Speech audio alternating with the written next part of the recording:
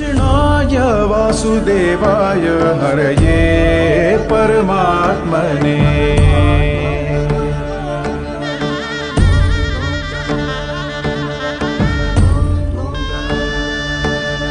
प्रणतक्लेशनाशाय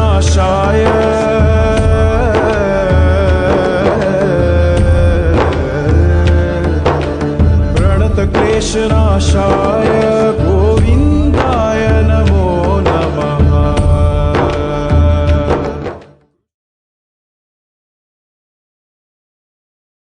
हरि ओम। साधक बंधू भगिनींनो,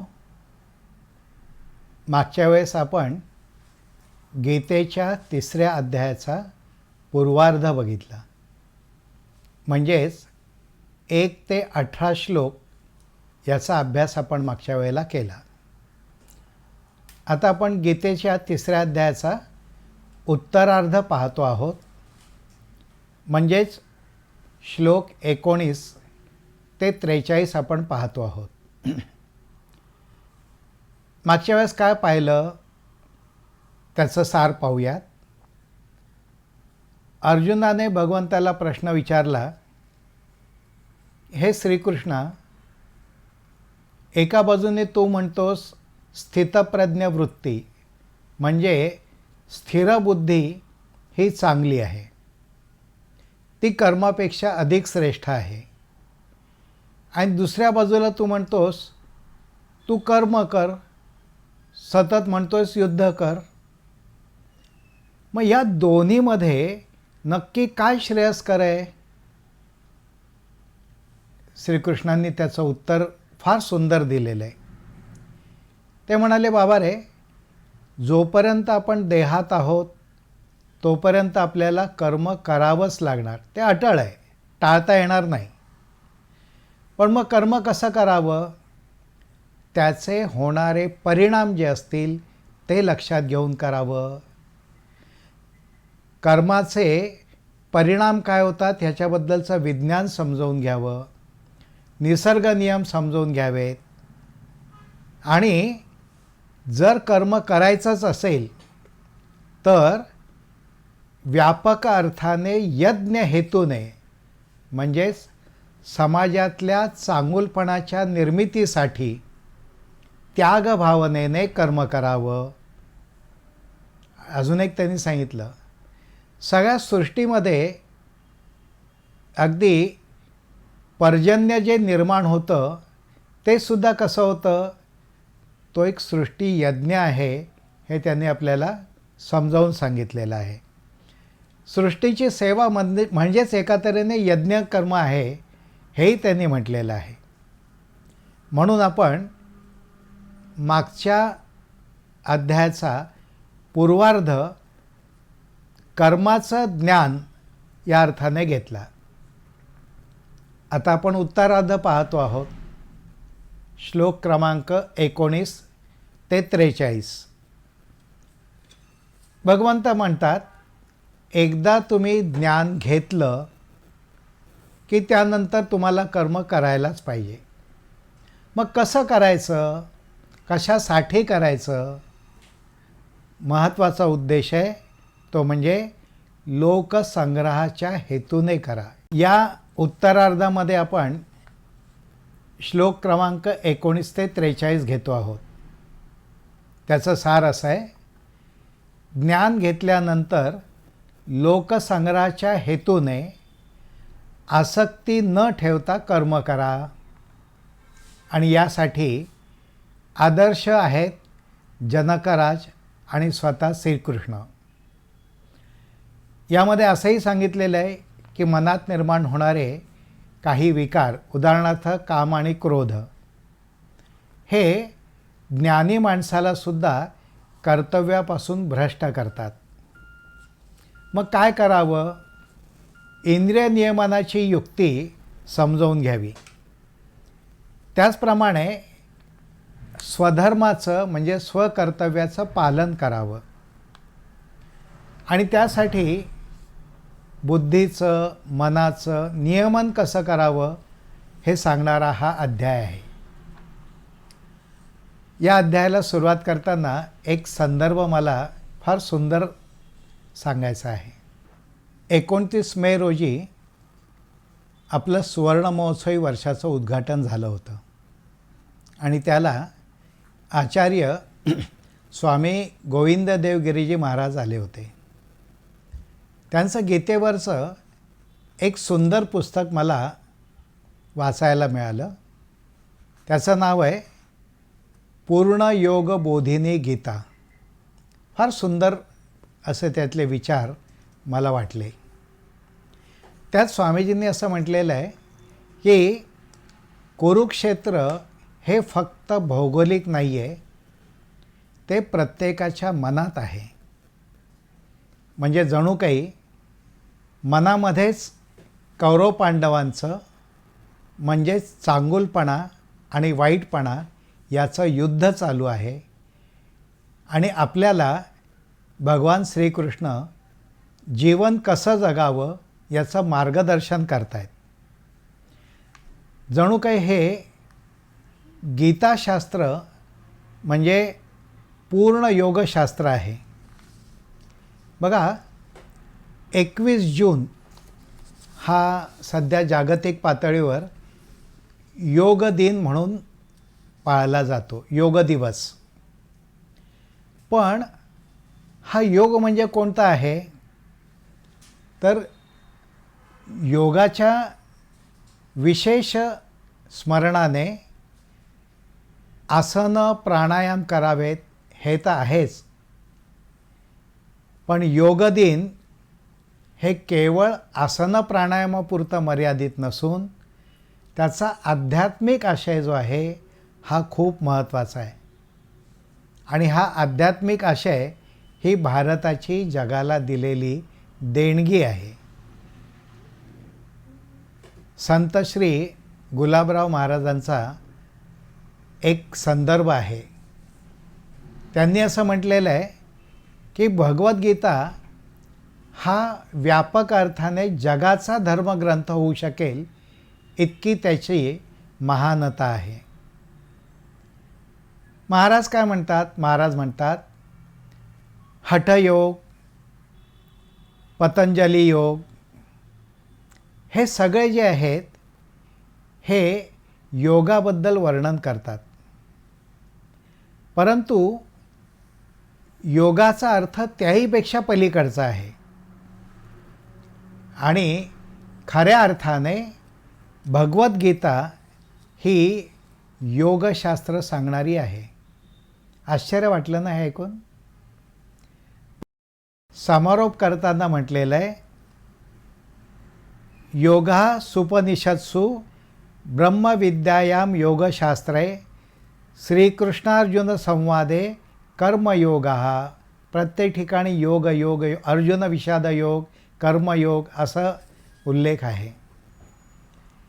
म्हणून आपल्याला लक्षात घेतलं पाहिजे की गीता म्हणजे एका तऱ्हेने पूर्ण योग आहे आणि आपण तोच वेगवेगळ्या माध्यमातून समजावून घेतो आहोत.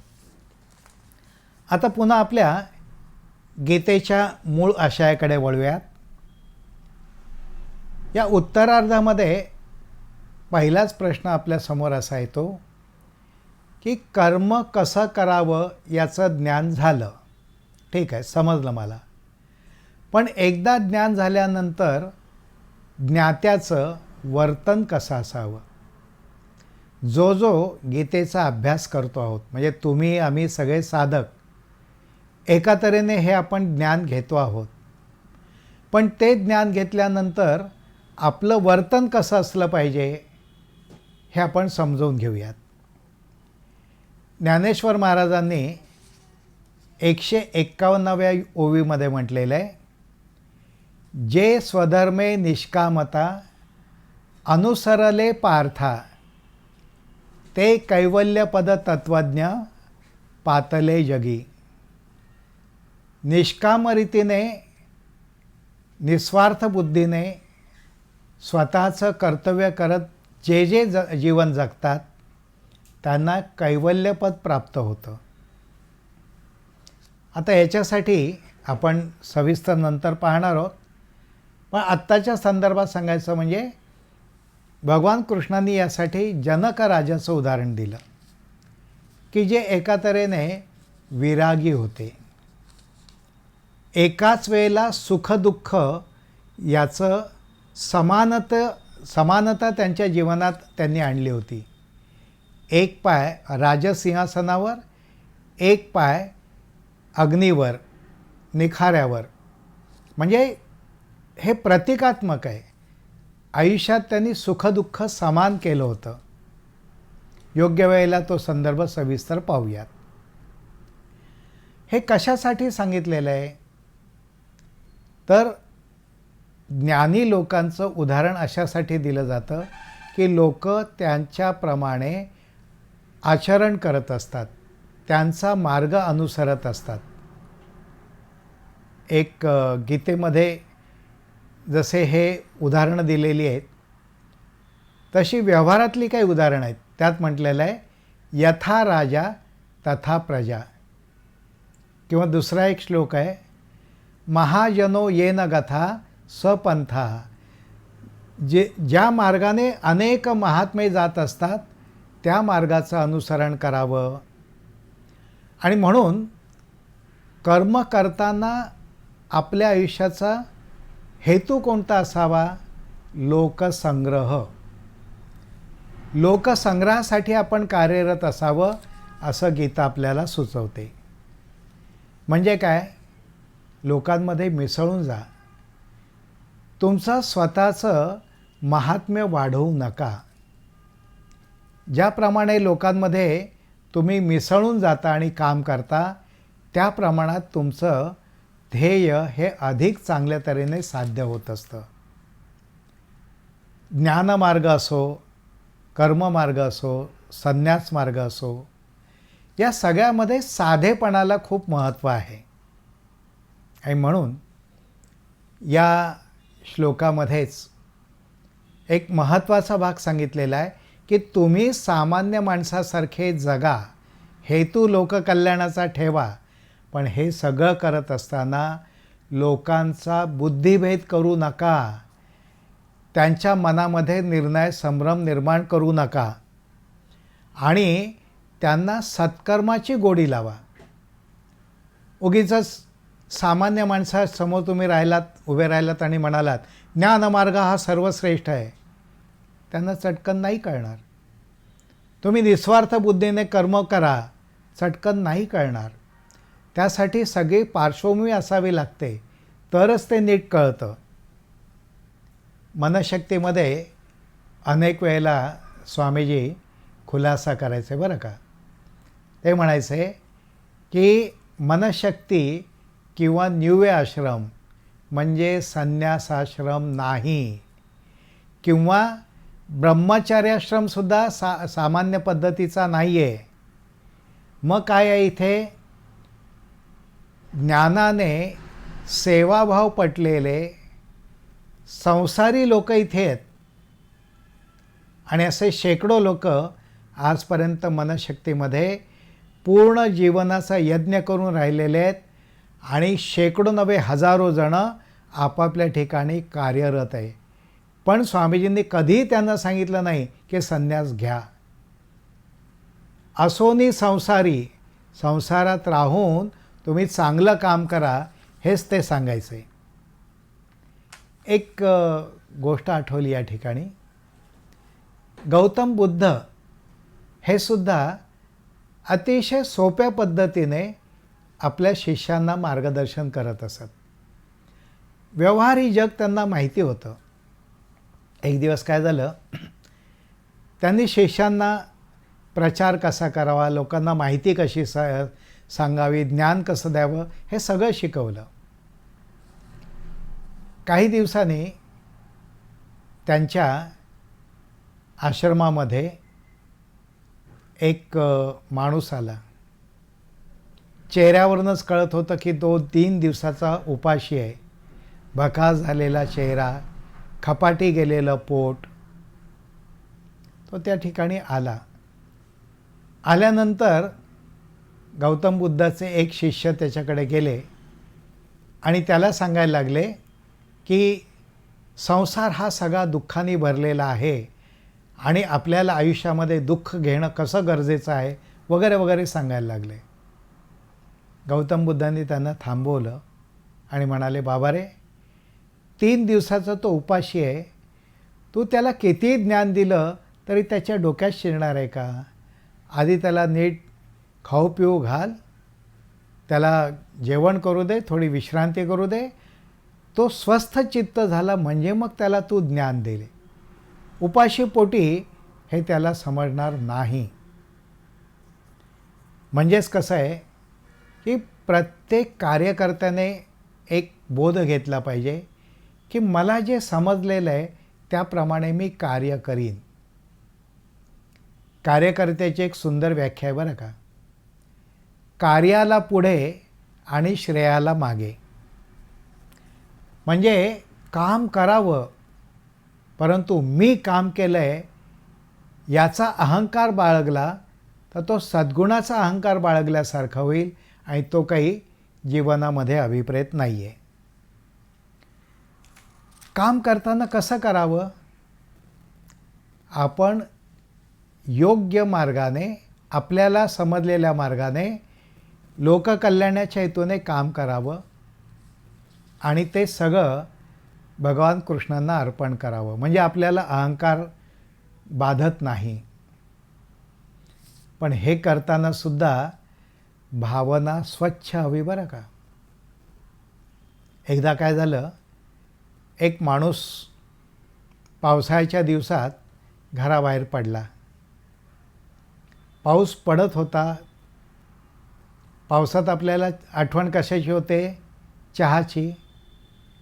बघितलं तर चहाची एक टपरी होती. त्या टपरीवर गेला आणि म्हणाला, चहा घेऊयात. हातात 10 रुपयाचं एक नाणं होतं. असं चाळवत होता.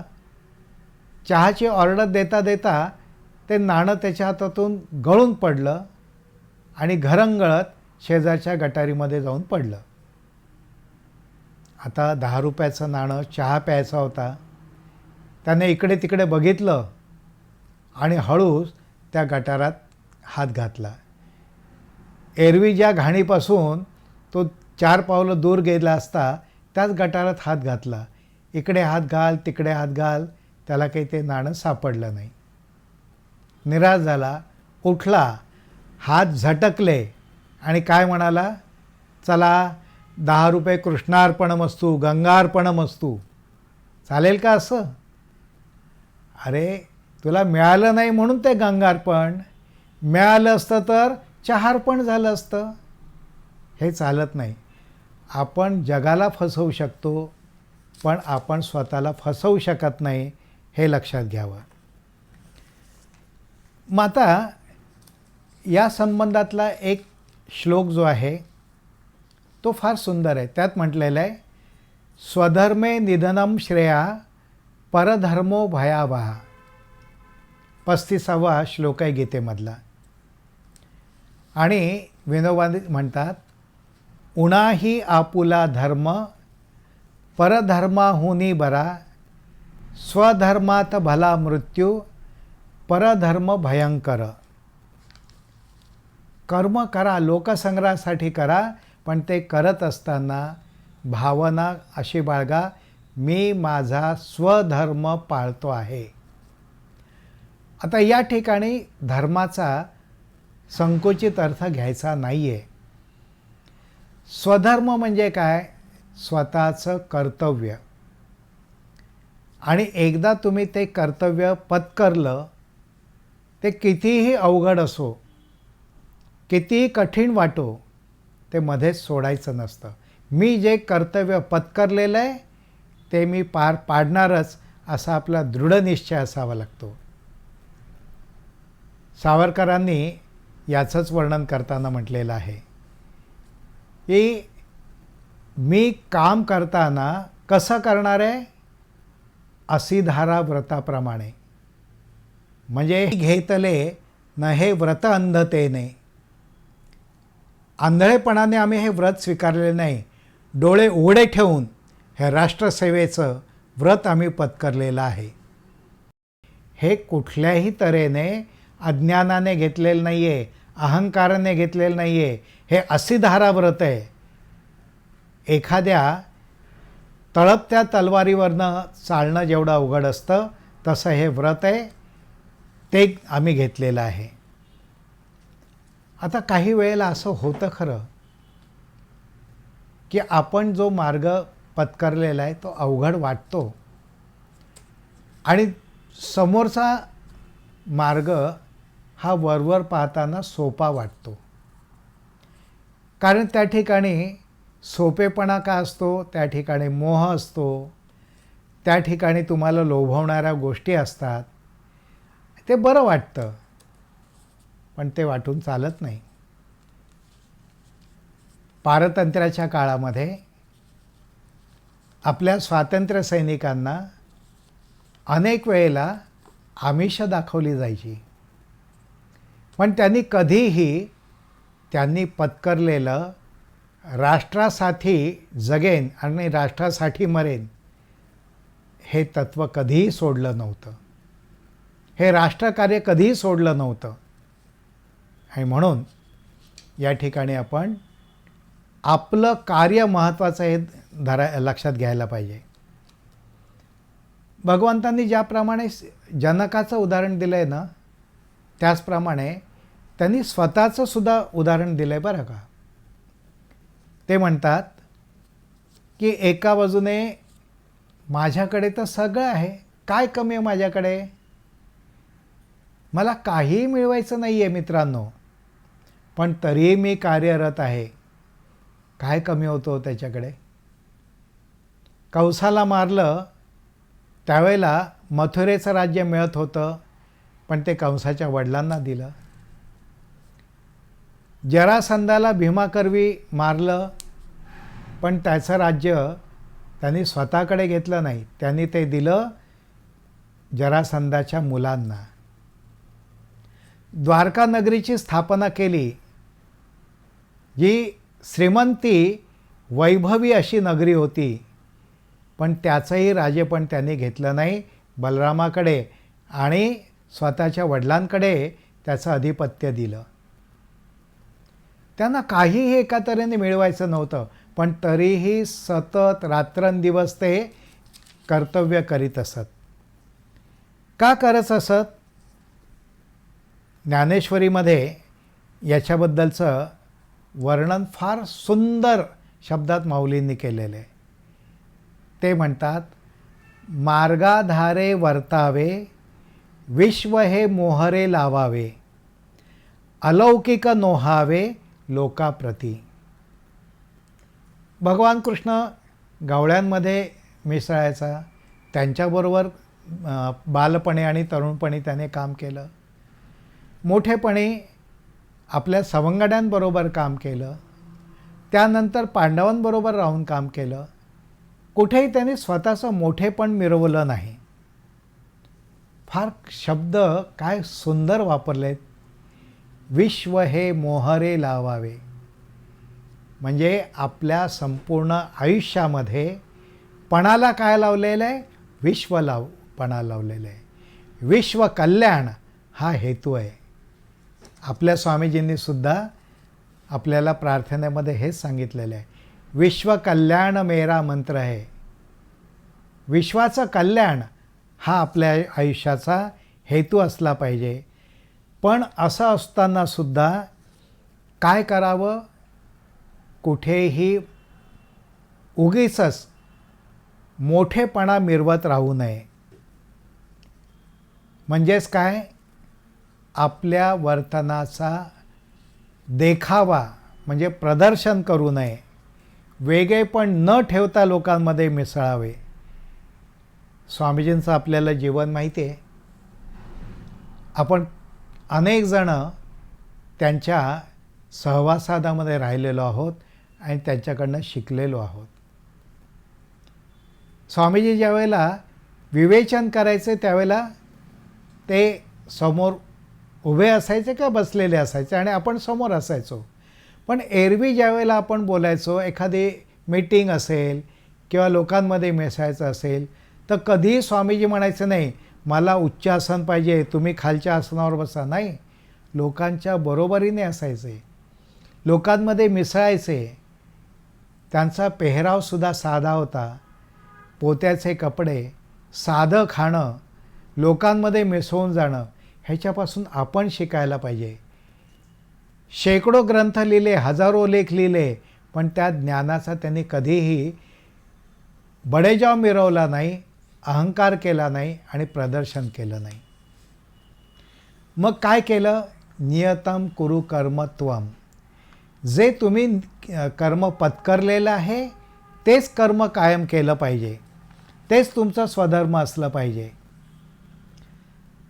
स्वामी गोविंद देवगिरी महाराज यांनी याबद्दल एक सुंदर उपमा दिली आहे बरं का. ते काय म्हणतात? स्वधर्म म्हणजे तुझं काम तू कर. आणि या ठिकाणी ते म्हणतात धर्म म्हणजे रिलिजन नव्हे. धर्माचा व्यापक अर्थ आहे धारयती इति धर्मा. ज्यामुळे समाजाची धारणा होते तो धर्म.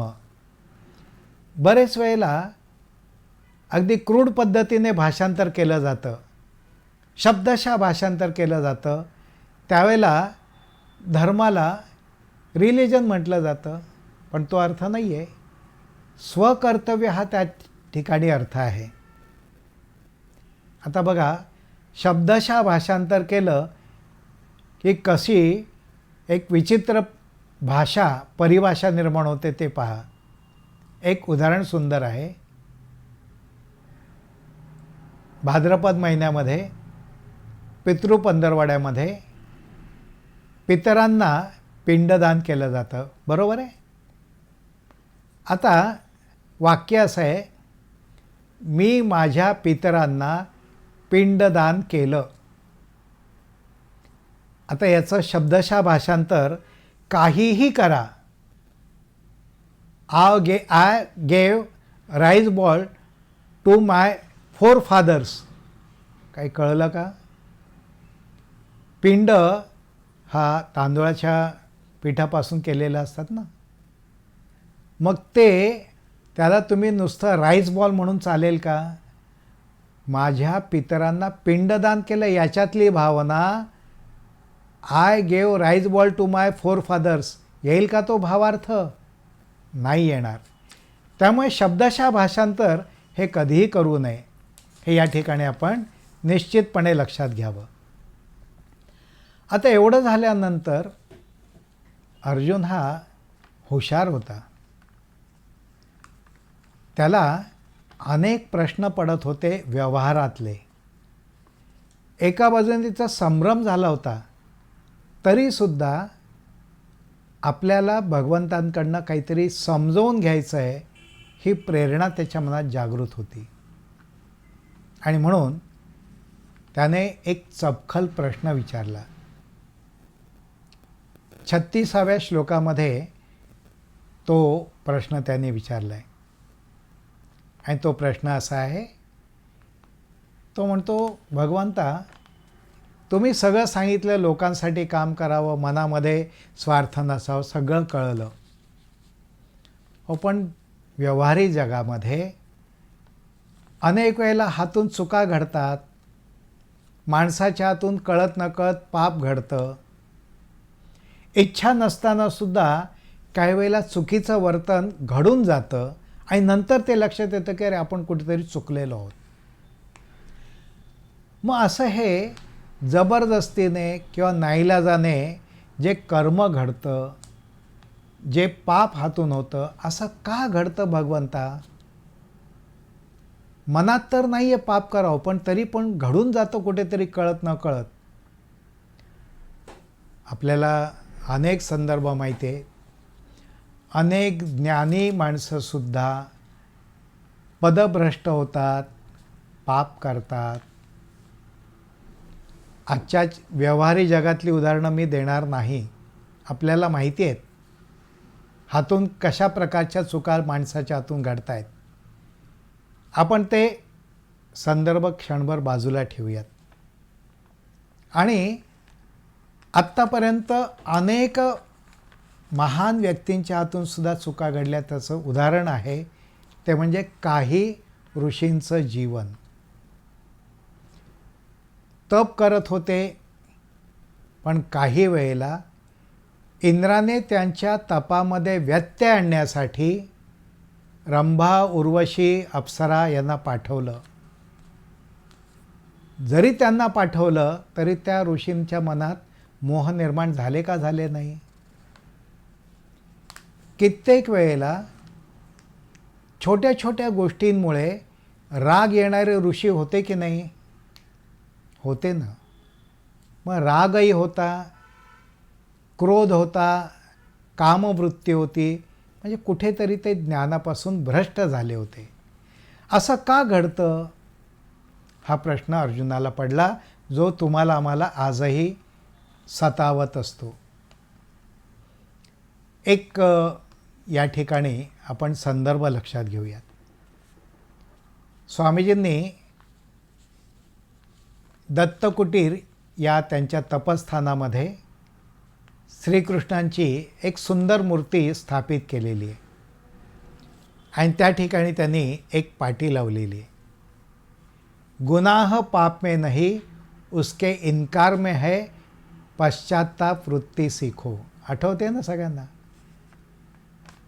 गुन्हा करणं पाप नाही, तो नाकारणं हे जास्त पाप आहे. मग गुन्हा हातून घडलेला आहे ना, मग प्रामाणिकपणे तो कबूल तर करा. निदान चूक झाल्याचं कबूल करण्याचं धैर्यसुद्धा तरी माणसात असलं पाहिजे, असं स्वामीजी म्हणायचं आहे. आणि म्हणून स्वतःच्या चुका कबूल करणं हेच एका तऱ्हेने मोठेपण माणसाच्या आयुष्यातलं आहे, असं स्वामीजी म्हणायचं आहे. महात्मा गांधींनी त्यांच्या आत्मवृत्तामध्ये त्यांच्या हातून घडलेल्या अनेक चुकांचे संदर्भ दिलेले आहेत. स्वामीजींनी सुद्धा त्यांच्या अखेरच्या लेखनामध्ये हातून कळत नकळत घडलेल्या काही चुकांचा संदर्भ दिला आहे, पण त्यांनी म्हटलं आहे यासाठी मी अनेक प्रकारची कष्टप्रद तप केलेलं आहे. तरीसुद्धा काही राहून गेलेलं असेल तर त्याचासुद्धा निचरा याच देहामध्ये होऊन जावा. जे काही त्याची शिक्षा असेल ती याच देहात मला मिळावी, हा त्यांचा आग्रह असायचा. आणि त्यासाठी निसर्गाने दुःख देण्याच्यापेक्षा त्यांनी स्वेच्छेने ज्ञानपूर्वक दुःख स्वीकारलं होतं. आपण त्याच्यापासून धडा एवढाच घेतला पाहिजे की आपल्या हातून कळत नकळत जर काही चूक झाली तर निदान ती प्रामाणिकपणे स्वतःहून कबूल करावी आणि पुन्हा ती आपल्या हातून होणार नाही यासाठी स्वतःला वचन द्यावं. या ठिकाणी आलेखाची आठवण तुम्हा सगळ्यांना होईल बघा. आपल्या आलेखामध्ये आपण एक टिंब देतो, भय, राग, धैर्य, शांती. त्यावेळेला आपल्या मनात चिंतन निर्माण होतं की नाही? सकाळी 8 वाजता आपण कर्मशुद्धीची प्रार्थना करतो. पहिल्या मिनिटाला कळत नकळत झालेल्या चुका आठवायच्या, दुसऱ्या मिनिटाला त्या चुका पुन्हा हातून होणार नाहीत यासाठी स्वतःला वचन द्यायचं आणि नंतर पूर्ण शांत राहायचं. कर्मशुद्धीची प्रार्थना ही व्यवहारात जर आपण वापरली तर आपल्या हातून कमीत कमी चुका घडतील आणि चुका घडल्या तरी त्याची आपल्याला जाणीव निर्माण होईल आणि एकदा ती मनापासून जाणीव निर्माण झाली तर त्या चुकांचं प्रायश्चित्त आपण स्वतःहून घ्यायला तयार होऊ. ज्ञानाचं रूपांतर वर्तनात कसं व्हायला पाहिजे हे सुंदर रीतीने या ठिकाणी सांगितलेलं आहे. एका तऱ्हेने विज्ञानामधला कॉझॅलिटीचा नियम या ठिकाणी लागू होतो बरं का. कॉज अँड इफेक्ट रिलेशनशिप म्हणजे काय? माझ्या हातून पाप घडलं हे कार्य आहे. पापकृती माझ्या हातून घडलेली आहे, त्याचा परिणाम म्हणून मला काहीतरी शिक्षा होईल की नाही? होईल. दुसऱ्या बाजूने असं आहे, माझ्या हातून काहीतरी चूक घडली, यालाही काहीतरी मूळ कारण असलं पाहिजे. त्या मूळ कारणाचा सुद्धा शोध आपल्याला घेतला पाहिजे. आपल्या मनात असलेले षडविकार हे त्याचं मूळ आहे.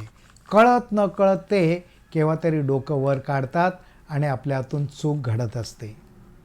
म्हणून आपण चिंतन केलं पाहिजे की आपल्या हातून का चूक घडतं आहे, आणि त्यासाठी आपल्या स्वतःला त्या चुकांपासून परावृत्त केलं पाहिजे. एक रूपकात्मक गोष्ट आठवली, सांगू का तुम्हाला? माणूस कसा वागतो आणि कसा वागायला पाहिजे. एका न्यायालयात एक खटला उभा राहिला. चोराने चोरी केली होती, पुरावे मिळाले होते, त्याने चोरी केली हा गुन्हा सिद्ध झाला होता आणि न्यायाधीशांकडे आता त्याला शिक्षा काय द्यायची हा भाग चालू होता. न्यायाधीश महाराजांच्या हातात पेन होतं आणि ते शिक्षा लिहिणार होते.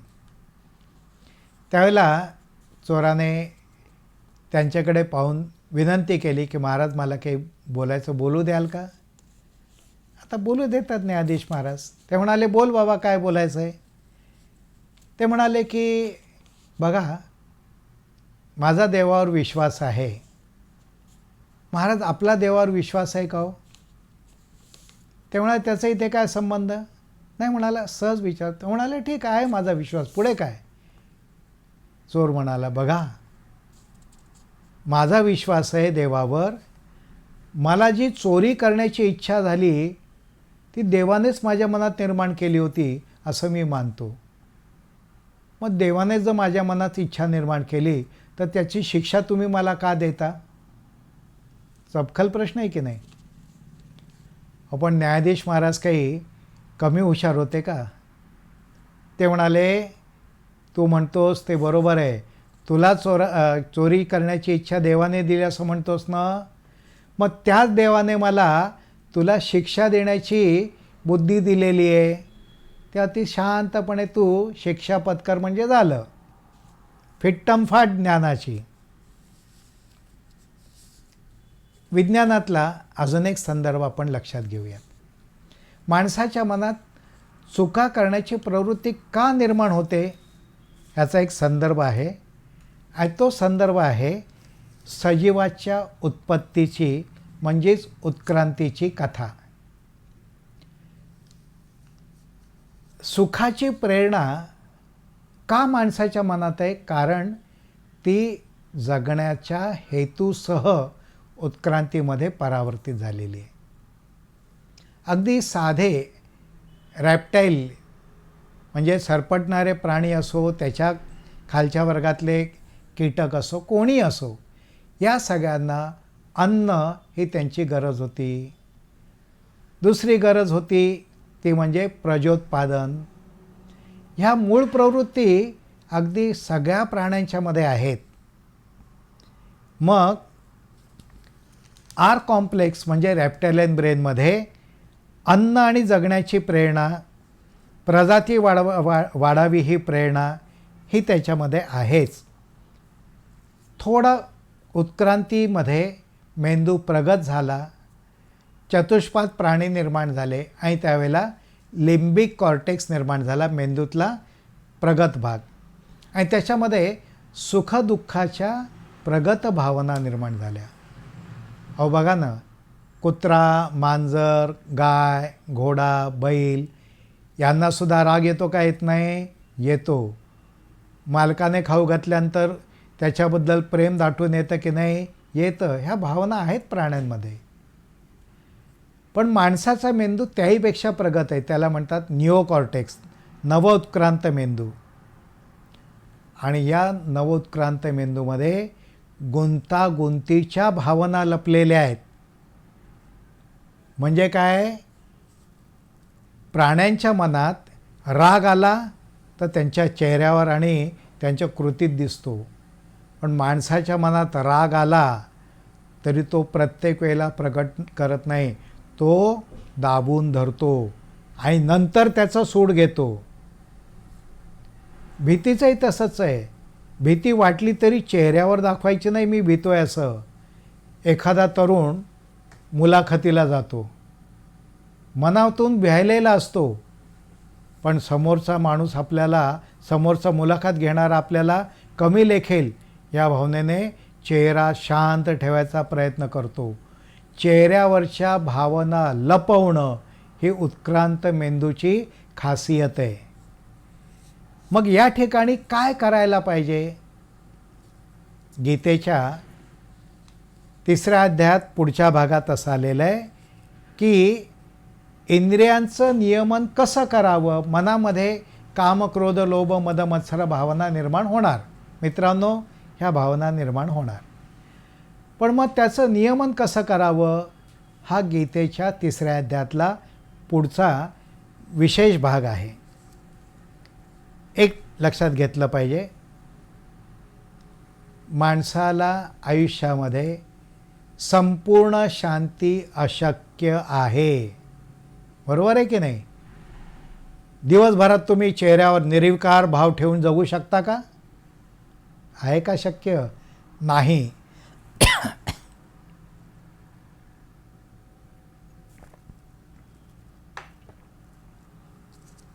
संपूर्ण शांती अशक्य आहे. मग काय करावं? तर स्वामीजींनी या अध्यायाचं विवरण करताना असं म्हटलेलं आहे, ज्ञानमार्ग मोठा आहे हे नक्कीच आहे, पण सगळ्यांना तो मार्ग एकदम पत्करता येणार नाही, थोडा अवघडही आहे. मग उपाय कोणता आहे? ज्ञानमार्ग अवघड आहे याचा अर्थ भक्तिमार्ग सोपा आहे का?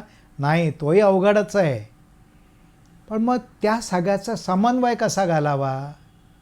तर स्वामीजींनी त्याला एक सुंदर युक्ती सांगितलेली आहे आणि ते म्हणतात, ज्ञात्यावर श्रद्धा ठेवून कर्म करा. ज्याने ज्ञान घेतलेलं आहे आणि ते ज्ञान घेतलेलं ही तुमची खात्री पटलेली आहे, अशा व्यक्तीवर तुम्ही विश्वास ठेवा. प्रत्येकाला काही सगळ्या प्रकारचं ज्ञान घेणं शक्य नाही. उदाहरण आहे, आईन्स्टाईनने रिलेटिव्हिटीचा सिद्धांत मांडलेला आहे. त्याच्यातली गणितं, त्याच्यातले बारकावे, क्वांटम मेकॅनिक्सचे बारकावे तुम्हाला आम्हाला सगळ्यांना समजलेत का? नाही समजले, ढोबळ समजलेत. पण शास्त्रज्ञांनी या सिद्धांताला मान्यता दिलेली आहे, याच्यावर आपला विश्वास आहे आणि त्यानुसार आपण अभ्यास पुढच्या टप्प्यावर नेत असतो. तसं स्वामीजी म्हणतात, ज्ञात्यावर श्रद्धा ठेवून कर्म करा. आता हे वर्तन करत असताना सुद्धा आपण जर काम, क्रोध अशा विकारांच्या अधीन गेलो तर काय होतं? त्यामुळे आपला घात होतो, आपल्याला त्रास होतो, असं ज्ञाते म्हणतात. आता या ठिकाणी एक संदर्भ आपण लक्षात घ्यावा, जो आपण मनशक्तीमध्ये सांगतो, जो स्वामीजींनी वेळोवेळी आपल्याला सांगितलेला आहे. तो कोणता आहे? तो आहे ते म्हणजे आपण आपले षडविकार जे आहेत, काम, क्रोध, लोभ, मद, मत्सर, माया, हे संपूर्णपणे काढून टाकणं शक्य नाही, शून्यावर आणणं शक्य नाही. एका बाजूने ज्ञाते आपल्याला सांगतात इंद्रियांचे लाड करू नका, पण दुसऱ्या बाजूने ते असंही सांगतात जबरीने इच्छा मारू नका. त्याचं कारण आहे, मनामध्ये तीव्र इच्छा आहे आणि त्या जर आपण दडपून टाकायला लागलो तर काही काळ त्या दबलेल्या राहतील, पण कालांतराने त्या स्प्रिंगसारख्या उसळून वरती येतील, दुप्पट वेगाने उसळून येतील. त्यामुळे एक करायचं ते म्हणजे ह्या ज्या इच्छा आहेत, कर्माच्या इच्छा आहेत, सुखाच्या इच्छा आहेत, ह्या मारून टाकायच्या नाहीत, त्या हळूहळू हळूहळू कमी करा. स्वामीजी म्हणतात 6.25% प्रमाणात कमी करा. म्हणजे काय? एखाद्याला चहा प्यायची सवय असते, दिवसभरामध्ये 10-12 वेळा चहा पित असेल, एकदम चहा सोडणं शक्य नाही, दिवसातून एकदा चहा कमी करा. 4 वेळा गोड खात असाल, 1 वेळा गोड खाणं कमी करा. 10 वेळा राग येत असेल, एकदा तरी ज्ञानाच्या जागृतीने रागाला आवर घाला, लोभाला आवर घाला, अहंकाराला आवर घाला. हे सगळं तुम्ही केलं पाहिजे. किमान 6.25%, 16पैकी एका वेळे तरी शांतपणे या सगळ्या मोहापासून स्वतःला दूर ठेवा असं सांगितलेलं आहे. आता अजून एक संदर्भ लक्षात घ्या या ठिकाणी. संयमाने इंद्रियांचा संग्रह करा असं म्हटलेलं आहे, मान्य आहे. परंतु अजून एक गोष्ट आहे, ते म्हणजे फक्त कर्मेंद्रिय आवरणं हे पुरेसं नसतं. मनातील विषयांचं चिंतन जे असतं ते सुद्धा कमी करावं लागतं, अन्यथा ते घातकच असतं. म्हणजे काय? मनाला मनाने आवरावे, सावरावे. संयम महत्त्वाचा आहे. म्हणजे मनामध्ये इच्छा आहे, फक्त वरवर दाखवायचं की नाही मला नाही मला नाही मला नाही, पण मनातून इच्छा असते मला सगळं मिळावं मला सगळं मिळावं. नाही चालणार. वरवर पाहताना मनामध्ये आपण एखादं वाईट कर्म करत नाही. आपण एखाद्या रस्त्याने चाललेलो असतो. आपण बरेच वेळेला विंडो शॉपिंग करतो बघा. दुकानातल्या काचेच्या मोठ्या तावदानाच्या आतमध्ये मोहक वस्तू मांडलेल्या असतात, आपल्याला आवडतात. आवडणं हे एका मर्यादेपर्यंत ठीक आहे, पण हे माझ्याकडे असायला पाहिजे ही पुढची पायरी झाली. आणि काय वाटेल ते करीन, मी चोरी करीन, त्याला फसवीन, त्याला लुबाडीन, त्याला खेचून घेईन. त्यासाठी जे कर्म केलं जातं ते घातक आहे. बरेच वेळेला सत्तापद असो, संपत्ती असो किंवा कुठल्याही प्रकारची सुखाची तीव्र इच्छा असो, हे मनात येणं हे नैसर्गिक आहे. त्यासाठी प्रयत्न करणं हा रजोगुण आहे. परंतु त्यासाठी अयोग्य मार्गाचा अवलंब करणं हे अत्यंत घातक आहे. आणि म्हणून इंद्रिय नियमन म्हणजेच मनातल्या अतिरेकी इच्छांना आवर घाला. का हे करायचं आहे? याच अध्यायामध्ये पुढे एक महत्त्वाचा विषय घेतलेला आहे. अर्जुनाने ज्यावेळेला विचारलं की माणसाच्या मनामध्ये काम आणि क्रोध हा कशामुळे घडतो, कशामुळे निर्माण होतो, तर 37व्या श्लोकामध्ये भगवंतांनी म्हटलं आहे, त्याचं भाषांतर असं आहे, काम हा आणि हा क्रोध घडीला जो रजोगुणे, मोठा खादाड पापिष्ठ तो वैरी जाण तू येथे. काम आणि क्रोध म्हणजे सुखाची अतिइच्छा. काम याचा अर्थ कोणत्याही सुखाची अतिरेकी इच्छा. त्यातून उद्भवतो तो क्रोध. का? मला एखादी सुखाची इच्छा आहे, मग ती इच्छा भागवण्यासाठी मी प्रयत्न करीन, पण प्रयत्नाला यश नाही आलं तर मनामध्ये क्रोध म्हणजे राग निर्माण होतो आणि तो जास्त घातक ठरतो. कारण एकदा मनामध्ये क्रोध निर्माण झाला की माणसाची सत्सद्विवेक बुद्धी ही बाजूला होते. तो चुकीचं वर्तन करायला लागतो, आपल्या चुकांचं समर्थन करायला लागतो, तेच कसं योग्य आहे हे सांगायला लागतो, त्यासाठी खोट्या तत्त्वज्ञानाचा आश्रय घेतो. हे सगळं स्वतःच्या सोयीपुरतं तो करत असतो, ते नाही चालत.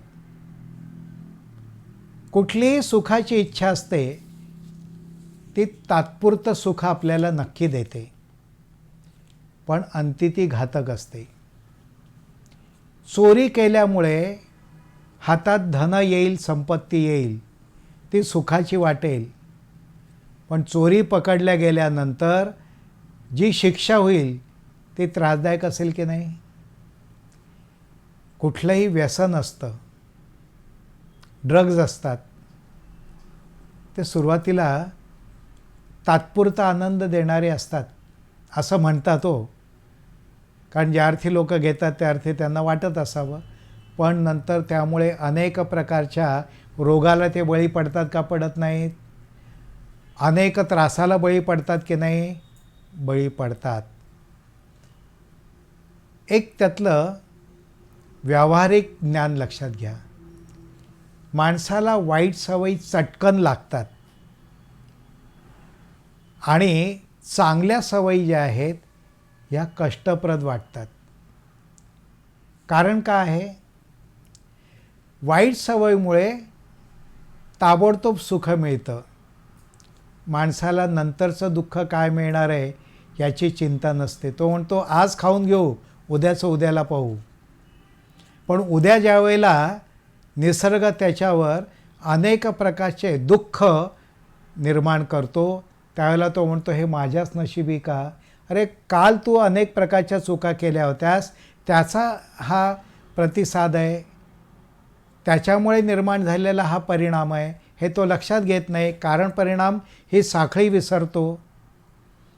चांगल्या सवयी ह्या उशिराच लागतात, कारण त्या ठिकाणी मनाला आवरावं लागतं, मनाला कष्ट द्यावे लागतात. पण तात्पुरतं जरी ते कष्टप्रद वाटलं तरी कायमचं सुख, शांती आणि समाधान देणारं असतं. म्हणून आपल्या सगळ्या इंद्रियांचा योग्य वापर करा, हा व्यवहारी भाग आहे. कानाचा वापर स्तुतीसाठी करा, निंदा ऐकू नका. डोळ्यांचा वापर वाईट गोष्टींसाठी करू नका, चांगल्या गोष्टींसाठी करा. जिभेचा उपयोग चांगल्या वचनासाठी, बोलण्यासाठी करा. दुसऱ्याची निंदा करणं, दुसऱ्याला नावं ठेवणं, अयोग्य बोलणं, खोटं बोलणं यासाठी जिभेचा वापर करू नका. ह्या सगळ्या गोष्टी सहजतेने आपल्याला जमल्या पाहिजेत. स्वधर्माचा अर्थ तो आहे. या ठिकाणी पुढच्या श्लोकांमध्ये रजोगुण, तमोगुण, सत्वगुण याचे उल्लेख आलेले आहेत. आता या तिन्ही गुणांबद्दल गीतेमध्ये 17व्या अध्यायात फार सविस्तर भगवंतांनी वर्णन केलेलं आहे. अगदी सोप्या पद्धतीने समजून घ्यायचं म्हणजे काय? तमोगुण म्हणजे आळस, रजोगुण म्हणजे कर्तव्य करण्याची प्रेरणा किंवा पराक्रम, सत्वगुण म्हणजे पराक्रमाला शांतीची आणि त्यागाची जोड, आणि गुणातीत होणं म्हणजे मी केलेलं आहे या अहमपणाचा त्याग. 17व्या अध्यायात आपण पाहणारच आहोत, पण थोडंसं सोपेपणाने समजून घ्या. रजोगुण काय आहे? रजोगुण म्हणतो काम आणि क्रोध हे मोठे खादाड आहेत. गीतेमध्ये त्याला वर्णन केलेलं आहे, खादाड आहेत. हे दुर्गुण आहेत, पण ते त्रासदायक आहेत. माणसाच्या मनात चटकन मोह निर्माण करून टाकतात आणि इच्छा अतृप्त राहिल्या तर त्याच्यामुळे अनेक प्रकारचं रागाची प्रवृत्ती ही बळावते. एक ययातीचं उदाहरण आठवलं बरं का.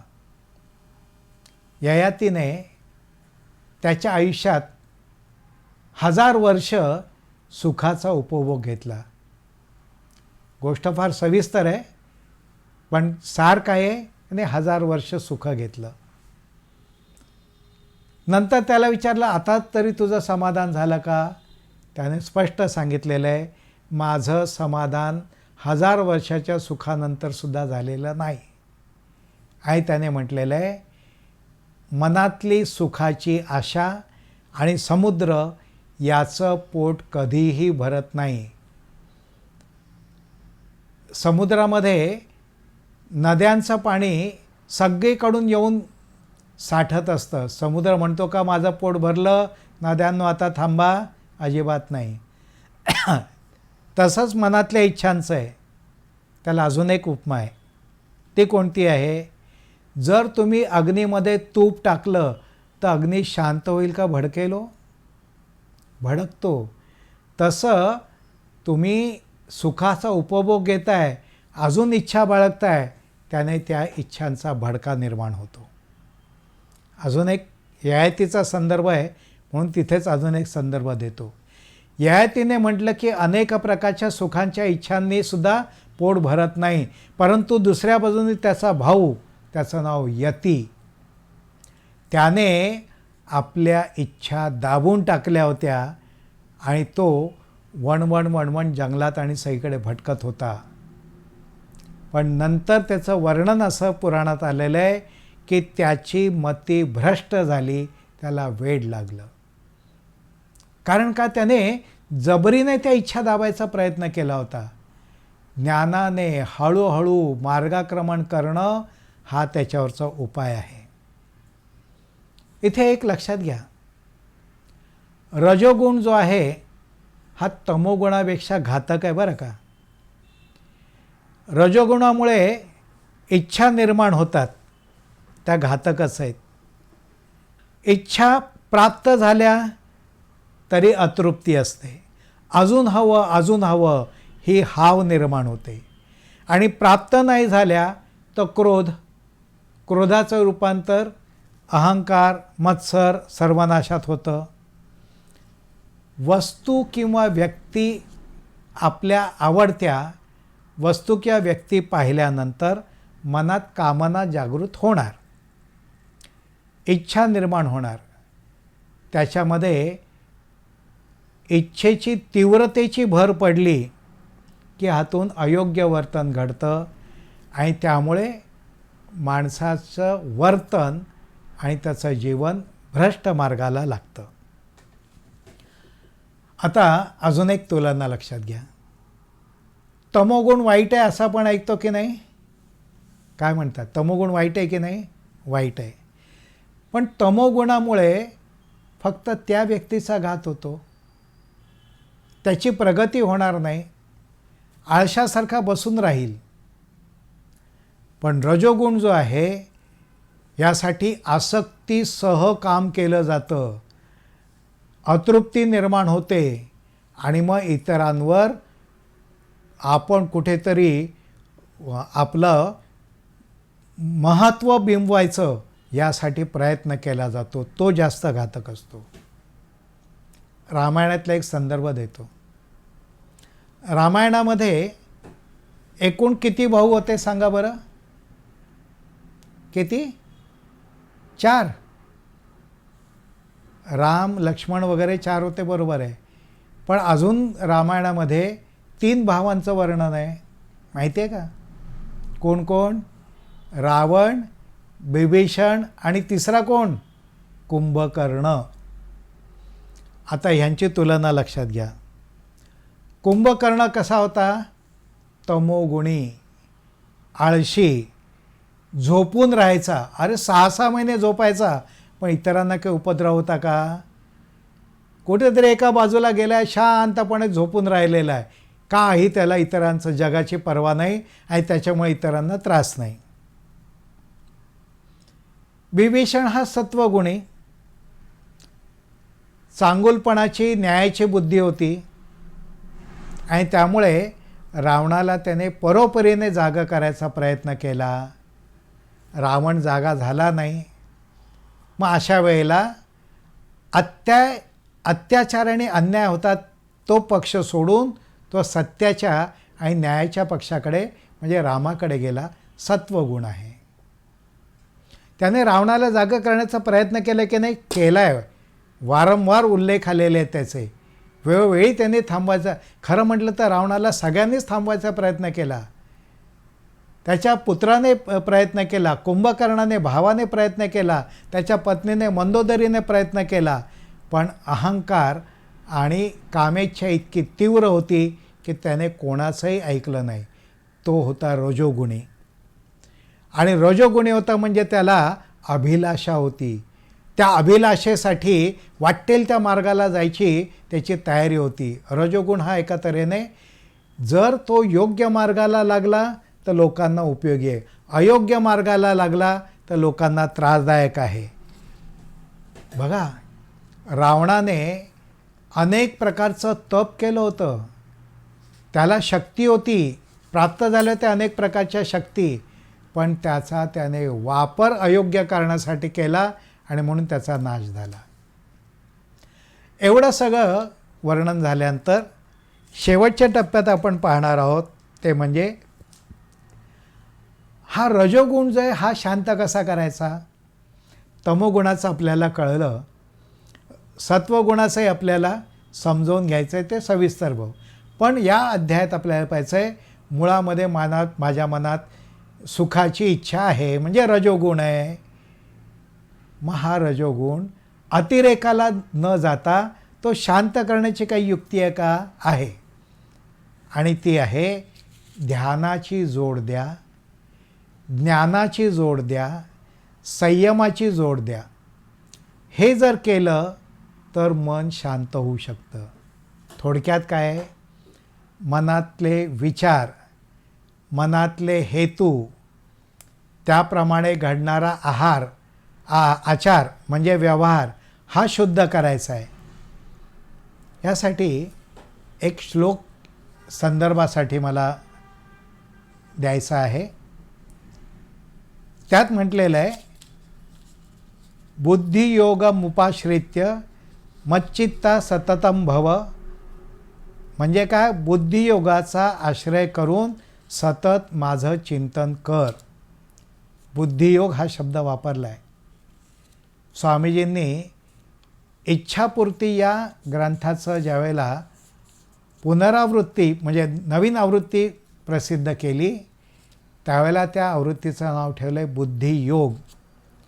म्हणजे बुद्धियोग म्हणजे काय, शुद्ध बुद्धीची आराधना. या ठिकाणी एक साधना सांगायची मला वाटते. काय करा, शुद्ध बुद्धीची आराधना आपल्या जीवनाचा भाग ठेवा आणि त्यासाठी गायत्री मंत्र हा उत्तम आहे. तत्सवितुर्वरेण्यं भर्गो देवस्य धीमहि धियो यो न प्रचोदयात. माझ्या बुद्धीला चांगली प्रेरणा दे हे सांगणारा हा मंत्र आहे. सविता देवतेकडनं शक्ती घेणाऱ्या सूर्याने जो स्वतः जळतरून सगळ्या जगाला प्रेरणा देतो त्याने आमच्या बुद्धीला सुद्धा शुद्ध बुद्धीची प्रेरणा द्यावी हे त्याच्यात मागितलेलं आहे. मग काय करा, तुम्हाला एक सोपा उपाय सांगतो. रोज कमीत कमी 12 ते 108 वेळा गायत्री मंत्राचा उच्चार करा. समोरच्या बाजूला त्यासाठी एका तांब्याच्या भांड्यामध्ये पाणी आणि जल ठेवा. एकट्याने किंवा घरातल्या सगळ्यांनी किमान 12 ते 108 वेळा गायत्री मंत्राचा जप करा. आणि तो जप केल्यानंतर ते तीर्थ जे आहे हे प्राशन करा. आपल्या विचारांचा परिणाम त्या पाण्यावर होत असतो. ह्याच्यातले अनेक प्रयोग जपानमध्ये झालेले आहेत. तुमचे शुद्ध विचार आणि अशुद्ध विचार याचा परिणाम त्या पाण्यावर काय होतो, त्यातल्या स्फटिकांचं रूपांतर कसं होतं, ह्याच्यावर अनेक प्रयोग आहेत. थोडक्यात काय, आपल्या विचारांचा परिणाम पाण्यावर होतो. मग शुद्ध बुद्धी मागणारा गायत्री मंत्र म्हणा, त्याचा परिणाम त्या जलावर होईल. ते जल प्राशन करा, तुम्हाला त्याचा उपयोग नक्की होईल. या ठिकाणी एक अजून श्लोक आहे आणि त्याच्यामध्ये भगवंताने गुणकर्म विभाग म्हटलेला आहे. आता गुणकर्माप्रमाणे चातुर्वर्ण निर्माण केलेले आहेत. हा संदर्भ नंतरच्या अध्यायात आहे, तो आपण त्यावेळेला पाहू. या ठिकाणी 28व्या श्लोकामध्ये गुणकर्म विभागयोग म्हटलं आहे. गुण आणि कर्म याची योग्य जोड तुझ्या आयुष्याला दे. असं याच्याबद्दल एक अनुभवी असे गुरु आहेत स्वामी अनुभवानंद. त्यांच्या विवेचनाचा एक संदर्भ मला मिळाला. त्यात त्यांनी म्हटलेलं आहे, गुण आणि कर्माबद्दल काय विचार करा. सोपं सांगितलं आहे, भूतकाळाचं ओझं टाकून द्या, भविष्याची चिंता टाळा, वर्तमान शांतीने जगा, जीवनामध्ये उत्तेजना टाळा. 4 सोपे सांगितलेल्या आहेत गोष्टी. म्हणजे काय, भूतकाळामध्ये काही चुका घडलेल्या असतील, कळत न कळत जाणतेपणे अजाणतेपणे काही अयोग्य गोष्टी घडल्या असतील, पण नुसती खंत करत बसू नका. एकदा ते कबूल करा, ते सुधारायचा प्रयत्न करा, नाहीतर त्याच्यामध्येच तुम्ही अडकून जाता. भविष्याची चिंता करू नका, भविष्य सुधारण्यासाठी प्रयत्न करा. स्वामीजी म्हणायचं, मी तुमचं भविष्य सांगणार नाही, भविष्य सुधारावं कसं याचा मार्ग सांगेन. तेच इथे म्हटलेलं आहे. भविष्याची चिंता करू नका, कारण चिंतेमुळे मनावर ओझं निर्माण होतं. वर्तमान कसं शांतीने जगा, ज्ञानाने शांतीने तुमच्या कर्माला योग्य दिशा द्या, हा त्याचा अर्थ आहे. आणि जीवन जगताना काय टाळायचं आहे? उत्तेजना, उद्विग्नता आणि उदासीनता टाळा. यामुळे जीवन समाधानी होईल. किती सुंदर विचार आहेत. मनातले विकार जे आहेत हे शुद्ध ज्ञानाने झाकाळून, शुद्ध ज्ञान जरी झालेलं असलं तरी ते ज्ञानही काही वेळेला कामक्रोधासारख्या विकारांनी झाकाळून जातं. गीतेमध्ये त्याला उपमा दिलेली आहे. ज्याप्रमाणे अग्नी निर्माण झालेला असला तरीसुद्धा धुरामुळे तो दिसेनासा होतो, तसं काही वेळेला व्यवहारात घडतं. समोर आपल्याला सत्य दिसतंय, पण मनातल्या संभ्रमामुळे, मनातल्या निर्णय आकांक्षेमुळे ते सत्य आपल्याला जाणवत नाही. म्हणून इंद्रिय नियमन करण्यासाठी अंतर्बाह्य साधना करा, हा त्याच्यावरचा उपाय आहे. अंतर्साधनेमध्ये काय? मनाने मनाला आवरावे, आणि त्यासाठी ध्यानाची जोड द्या, प्रार्थनेची जोड द्या, चिंतनाची जोड द्या. त्याने मन आवरायचा प्रयत्न करा. हे आतल्या बाजूला झालं. बाहेर काय करा? बाहेर यज्ञाच्या विशाल भावनेने कर्मचक्र या निसर्गाचा मूलभूत धर्म हे लक्षात घेऊन सतत काम करा. य म्हणजे त्यासाठी, आणि ज्ञ म्हणजे निर्मिती, निर्मितीचं ज्ञान, निर्मितीचं ज्ञान. य म्हणजे निर्मिती, ज्ञ म्हणजे ज्ञान, निर्मितीचं ज्ञान म्हणजे यज्ञ. ही गोष्ट लक्षात घ्या. आणि त्यासाठी कामक्रोध जे आहेत हे आपल्या हृदयातून घालवण्याचा प्रयत्न करा. तो प्रयत्न करण्यासाठी त्याला धक्का द्या. तो कशाचा? ज्ञान आणि भक्तीचा. आपण म्हणतो ना, एखादी वस्तू आहे, समजा ही वस्तू आहे, ही वस्तू या ठिकाणून बाजूला करायची आहे, बाजूला करा, धक्का द्या. तसं माझ्या मनात कामक्रोध असे विकार आहेत, ते मला काढून टाकायचे आहेत. कसे काढणार? तर त्याला उपाय आहे. एका बाजूने ज्ञान आणि दुसऱ्या बाजूने भक्तिरूप प्रार्थना, ध्यान, चिंतन याची जोड द्या. हे केलं तर आपल्या मनातल्या विकारांना आपण सावरू शकतो. शेवट करताना एक गोष्ट सांगतो. जीवन जगताना कसं जगावं? एक राजा होता.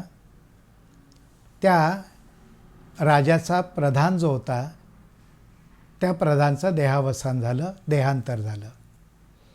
नवीन प्रधानाची नियुक्ती करायची होती. राजाने आपल्या शहाण्या दरबारातल्या शहाण्या लोकांना नगरात पाठवलं की कोणी चांगला माणूस दिसतोय का बघा. गेले निर्णय ठिकाणी. सगळ्यांची त्यांच्या त्यांच्या पद्धतीने परीक्षा, शोध घेतला, आणि शेवटी एका माणसाला ते महाराजांसमोर घेऊन आले. राजाने विचारलं त्याला की ह्याचं असं काय वैशिष्ट्य आहे की प्रधानासाठी म्हणून त्याला तुम्ही इकडे आणलेलं आहे? ते म्हणाले, महाराज, तो जे सांगतो ते वेगळं एवढं आहे, पण आम्हाला काही सांगता येणार नाही, तुम्ही त्यालाच विचारा. राजाने त्याला विचारलं की बाबा, तू जगतोस कसा, काय करतोस तू? तर तो म्हणाला की महाराज, मला जे काही मिळतं त्याचे मी 4 भाग करतो. राजा म्हणाला, 4 भाग? बरं ठीक आहे, काय करतोस?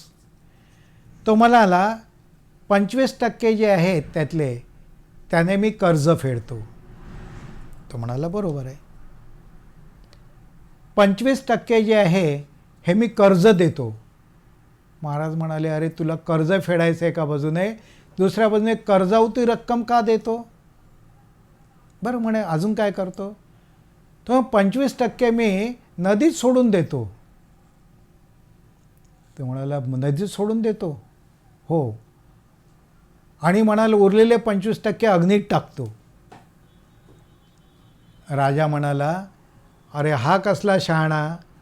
हा एका बाजूने कर्ज फेडतो, कर्ज देतो, अग्नीत टाकतो, नदीत सोडतो, हा कसला शहाणा?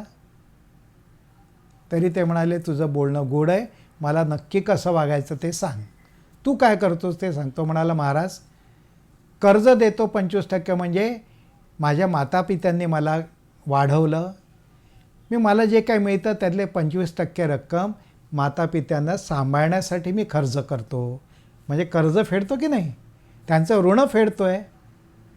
राजा म्हणाला, बरोबर आहे. मग कर्ज देतोस म्हणजे काय? मला जे मिळतात त्यातले 25% माझ्या मुलांच्यासाठी, त्यांना मोठं करण्यासाठी, त्यांना शिक्षण देण्यासाठी मी खर्च करतो. म्हणजे एका तऱ्हेने त्यांना कर्ज देतो, म्हातारपणी ते मला सांभाळतील. राजा म्हणाले, ही बरोबर आहे. तो म्हणाला, नदीत सोडतो म्हणजे काय? तो म्हणाला, 25% जे आहे हे मी नदीत सोडतो म्हणजे समाजाला परत करतो. मला कोणीतरी मोठं केलेलं आहे, त्यासाठी ते समाज ऋण मी मांडतो आणि 25% मी समाजाला परत देतो, नदीत सोडतो. हा नदीचा प्रवाह आहे. राजा म्हणाला, हेही बरोबर आहे. पण अग्नीत टाकतोस म्हणजे काय? तो म्हणाला, अहो महाराज साधी गोष्ट आहे, माझा जठराग्नी आहे, माझ्या कुटुंबाचा जठराग्नी आहे, मला स्वतःला जगायचं आहे, मला स्वतःला जगण्यासाठी काही पैसे लागतात, त्या जगण्यासाठी म्हणून ते 25% खर्च करतो म्हणजे अग्नीतच टाकतो नाही का? राजा म्हणाला, हेही बरोबर आहे, खरा शहाणा आहेस बाबा तू, माझा प्रधान व्हायला तूच लायक आहेस. साधक बंधू भगिनींनो, मित्रांनो, लक्षात घ्या, आयुष्य हे एका तऱ्हेने अतिशय अवघड आहे. पण दुसऱ्या बाजूने मनात रागलोभ निर्माण होणारच, सुखाच्या इच्छा निर्माण होणारच. पण त्या इच्छा जरी असल्या तरी त्या घालवता येणार नाहीत 100%. त्याचं नियमन करता येईल, त्याचं संतुलन म्हणजे बॅलन्स करता येईल.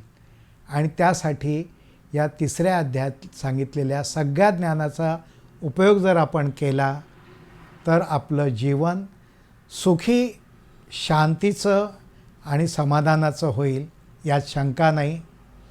गीतेचा प्रत्येक अध्याय आपल्याला एका उंचीवर नेतो आहोत.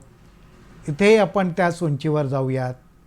आणि आता भगवान कृष्णाच्या नावाचा जपही करायचा आहे आणि त्याला ध्यानाची जोड द्यायची आहे. तिथे आपण बोलूयात. हरिओम हरिओम हरिओम.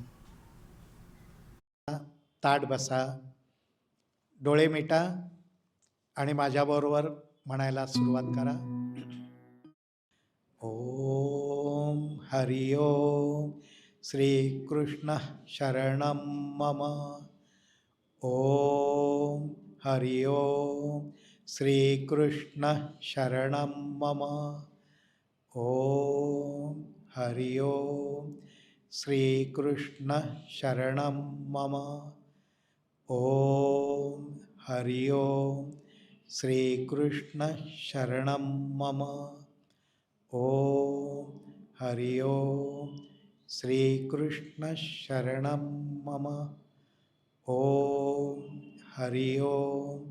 श्रीकृष्ण शरणं मम. ओम हरिओम. श्रीकृष्ण शरणं मम. ओम हरिओम. श्रीकृष्ण शरणं मम. ओम हरिओम. श्रीकृष्ण शरणं मम. ओम हरिओम. श्रीकृष्ण शरणं मम. शांत बसा. आता आपण 2 मिनटं श्रीकृष्णाचं ध्यान करणार आहोत. आपापल्या स्क्रीनवर आता श्रीकृष्णाची प्रतीकमूर्ती येईल त्याच्यावर ध्यान करायचं आहे. सुरुवात करा.